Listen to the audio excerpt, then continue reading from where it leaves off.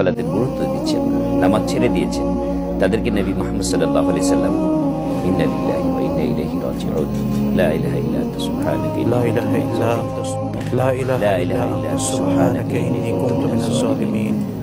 قل أعوذ برب الناس ملك الناس إله الناس من شر الوسواس لا إله إلا أنت سبحانك إني لا إله إلا الله محمد رسول الله لا إله إلا الله لا إله إلا الله محمد رسول الله لا إله إلا الله محمد। Asian cup কোয়ালিফায়ার্সে Bharat বধের দিনে লা ইলাহা ইল্লাল্লাহ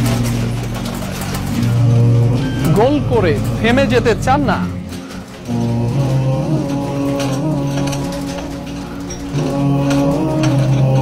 দর্শক, এই মুহূর্তে কিছুটা ভূমিকম্প অনুভূত হয়েছে, বড় আকারেরই হতে পারে, কয় মাত্রার ভূমিকম্প সেটি হয়তো কিছুক্ষণের মধ্যেই জানা যাবে। আশা করি সবাই সাবধানে থাকবেন, যে যেখানে আছেন নিরাপদে থাকবেন। সৃষ্টিকর্তার কাছে প্রার্থনা করছি সবাই নিরাপদে থাকুন।